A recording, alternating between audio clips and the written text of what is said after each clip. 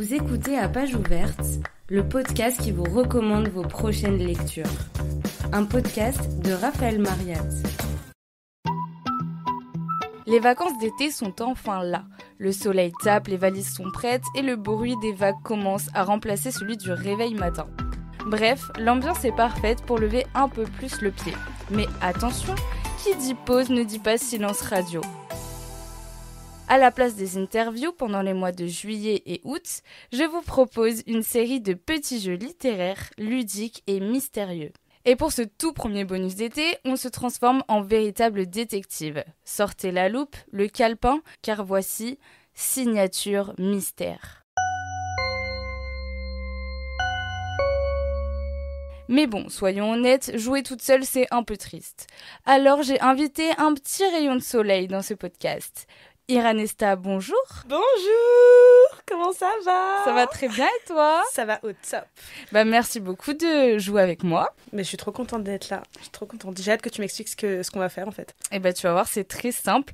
Il n'y a qu'une seule règle, c'est d'écouter les 5 indices que je vais te donner petit à petit. Et ton objectif, c'est de deviner le nom de l'auteur ou de l'autrice du roman que je vais te décrire. T'as pas besoin d'avoir lu le livre, je te promets que vraiment on parle d'un grand nom, même les gens qui lisent pas le connaissent. Ouais, écoutez, j'ai très peur là. Mais non, mais j'ai fait un sondage autour de moi, entre les gens qui lisent et qui ne lisent pas.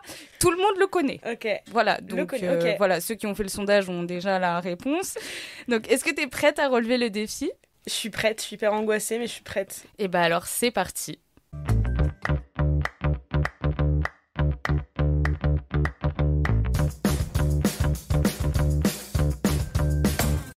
J'espère que je vais avoir des bonnes compétences et que vous qui écoutez, vous allez être gentils avec moi parce que bon, moi j'adore lire les livres de romance. Donc je sais pas si ça va être ça. Après, maybe, you know, je sais pas, ça se trouve, il y aura de la romance. Il y a de la romance, oui, Okay. parce en fait, c'est une histoire d'amour, mais un peu particulière, tu vois. Ok. Donc, le premier indice. L'histoire, elle se déroule pendant l'été 1978, dans une petite ville américaine. Le personnage principal, c'est un ado qui est un peu le bully de son école. Faut préciser bully, qu'est-ce que ça veut dire bully, pour les gens qui sont pas bilingues? Oui, ça veut dire que c'est celui qui se fait harceler. Voilà, c'est celui qu'on Okay. tape, c'est la victime du lycée. Super. Donc du coup, il est très solitaire, mais Ouais. il est très intelligent. Mm-hmm. Et un jour, pendant qu'il est en train de se balader dans les rues, il tombe sur un objet incroyable. Attends, dans quelle rue on sait où il est? Genre quelle ville? C'est important ou pas? Non. Ok, d'accord. Juste, c'est aux États-Unis. L'histoire États-Unis, se déroule aux 76, un mec qui se fait harceler. 78. Ok, 78, il marche dans les rues. Et en fait, il découvre un objet dont il tombe totalement amoureux, il devient fan de cet objet. Ok. Cet objet, il est délabré, il est abandonné, il l'achète et il l'emporte avec lui. Il passe tout son temps à essayer de le réparer, au grand désespoir de ses parents. Est-ce que tu as déjà un peu une idée de là Alors, on va ou pas du Alors, tout? là, je suis en train. Déjà, j'ai plusieurs questions. Là, dans ma tête, il marche dans la rue, le mec. Et il trouve un objet et il l'achète. Mais si l'objet est dans la rue, comment il l'achète? Non, mais il passe devant quelque chose qui vend cet objet. Ah, d'accord, ok. Donc, T'inquiète pas, je vais te révéler au bout d'un moment donné ce qu'est cet objet. Ok. Là. Alors, non, au début, la première chose que je me suis dit Spider-Man. Ah non? Non. Il n'y a rien à voir. Ensuite, je me suis dit. C'est pas le livre que tu dois deviner, c'est l'auteur. Mais ça, c'est la vie de l'auteur. Non, c'est l'histoire du livre voilà. qu'il a écrit. Mais j'essaye de penser au livre avant de trouver l'auteur parce que c'est déjà. pas bête. C'est une stratégie plutôt pas mal, effectivement. Et alors, l'objet, il est dingue, il le ramène chez lui et. Il le répare, il essaie de le remettre aux normes. Et là, je me suis dit, ensuite, j'ai essayé de penser à tous les histoires que je connaissais avec des mecs qui avaient des objets. J'ai pensé à Pinocchio. Mais du coup, non. Pinocchio. Mais il est élevé par c'est- un mec, tu vois. Pinocchio, c'est un objet. Ah non, d'être ouais, un mais il petit l'a garçon. construit. Ouais, mais écoute, Il a pas acheté. j'ai pas beaucoup de culture. Non, pour l'instant, j'avoue, je suis un peu perdue là. Bon, c'est pas grave. J'ai très peur. Ok, Je te donne l'indice numéro 2. ok, waouh. Mais Donc- j'ai l'impression que je connais pas cette histoire. C'est une histoire connue? C'est pas le livre le plus connu de l'auteur. Petit à petit, les indices ils sont de plus en plus évidents. Là, je t'ai fait un truc un peu flou Ok. et ça va devenir de plus en plus clair. Donc, l'indice numéro 2. Le prénom de notre ado, c'est Arnie Cunningham.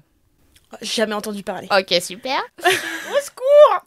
Vas-y. Donc, comme je te disais, c'est la tête de turc de son lycée et il est harcelé par un certain Buddy Ripperton. Ok, ça te dit d'accord. rien non plus? Non, ça me dit rien.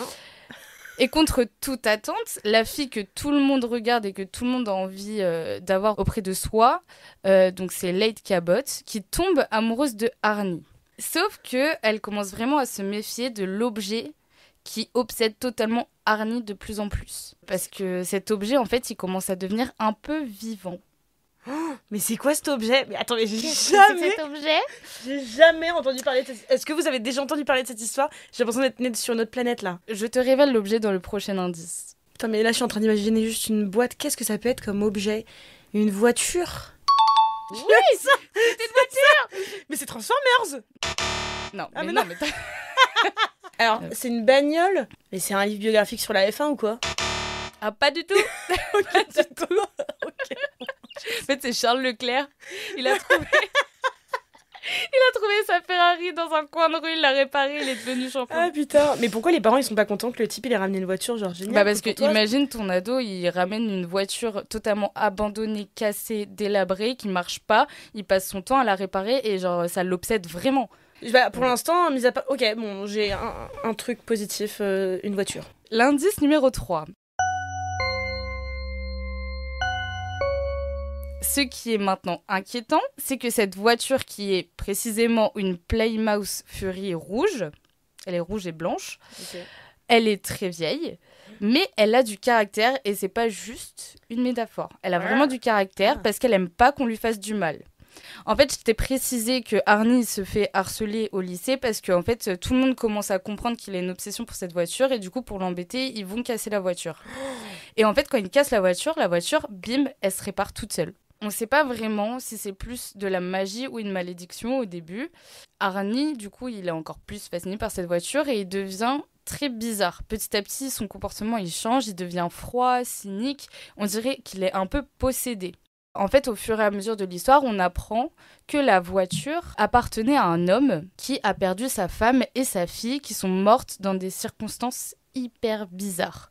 Okay. Et Arnie, il commence à avoir les mêmes actions, les mêmes gestes que cet ancien propriétaire. Ok. Est-ce que tu vois un peu l'ambiance du livre? Ah ouais, bah là, ça m'a l'air un peu dark. Ouais. Au début, ça C'est avait pas de l'air la un romance. peu sci-fi Transformers, mais là, ça fait plus thriller.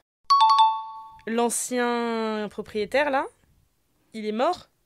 Oui, il est mort. Sa vie s'est brisée quand il a perdu sa femme et sa fille dans des circonstances très étranges. Ok. 4e indice.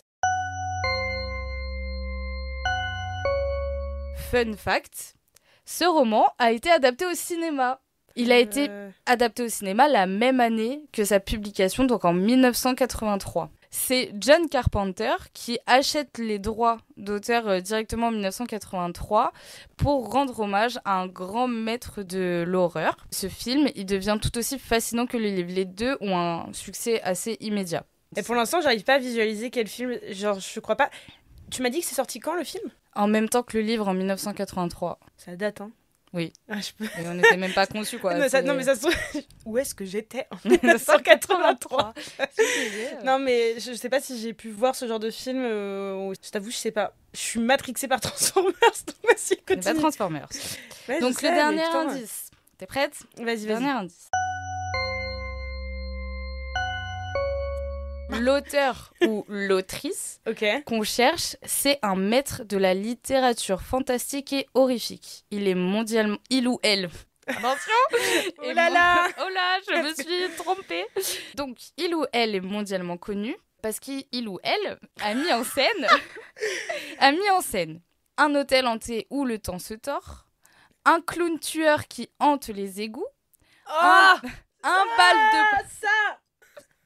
un bal de promo qui vire au cauchemar et au bain de sang, et des ados face à des phénomènes surnaturels. Et pour t'aider encore un petit peu plus, le titre du roman dont je te parle, c'est Christine. C'est le nom de ma mère. Bah voilà. Pourquoi ça s'appelle comme ça? C'est le nom de la voiture. Ah ouais, la titine quoi. Dinguerie. Bah alors donc, tu vois. Ton dernier mot? Bah alors première chose, déjà, je suis 1000 fois plus forte pour deviner des films Quoi, parce que là, je pensais à Transformers, mais... Est-ce que c'était quoi L'hôtel Carrie. hanté. Alors, hôtel hanté, Shining. Oui. Le clown tueur. Le clown, ça. Oui. Une angoisse. Une angoisse. Moi, il me fait rire, ce film. Ouais, mais toi, tu vas pas bien. Non, c'est vrai, quand je fais le ménage, je mets des films d'horreur enfants, c'est sûr que faudrait que j'aille consulter un jour, oui. Non, je crois qu'à un moment, j'avais trouvé un peu nul, mais le visage du mec qui fait le clown qui est... Ah oui, non, ouais. Non, le maquillage... Bah, la première version initiale, il a un elle a grand mal front et vieilli. tout, il me fait Mais la dernière version, là, je crois, de 2017-2018, il fait flipper. Ouais, il fait trop peur. Et puis moi, j'ai toujours très peur des égouts, du coup, quand il pleut. Ensuite, Carrie. Oui, le bal de promo avec le bain de sang, Au ouais, début, c'est je me Carrie. suis dit, j'avais pas mes Carrie. Et du coup, bah moi, alors, j'ai pas lu beaucoup de trucs d'horreur, mais là, le seul truc qui me vient en tête, c'est Stephen King. Eh bah oui, incroyable. Bravo, Ira. C'était bien Stephen King. Bon, on est quand même d'accord que le lecteur ou le non-lecteur a déjà forcément entendu parler de Stephen King. Alors, Stephen King, oui, mais moi, tu vois, j'ai jamais lu aucun de ses livres. Oui. En vrai, j'ai choisi Christine parce que, bon, vu que c'était un jeu de l'été, je voulais pas un livre trop glauque, trop chiant, ou un livre écrit par un auteur qui est pas trop connu. Et en fait, Christine, c'est un livre qui fait pas vraiment peur, comme les autres qu'on a cités. C'est plus fantastique que vraiment horreur. Enfin, t'as une histoire de possession, mais c'est pas aussi bizarre que Shining. Mais du coup, c'est quoi la fin ? Ah, faut pas spoiler. Bah, ah ouais. Moi, j'aime pas spoiler. Bon, bah, vous irez écouter. Voilà. Vous irez écouter, vous nous direz. Moi, j'aime bien qu'on me raconte comme ça me motive à aller lire. Oui. J'entends parler de lui parce que visiblement, le type, c'est une légende. Il est en vie ou pas, même ?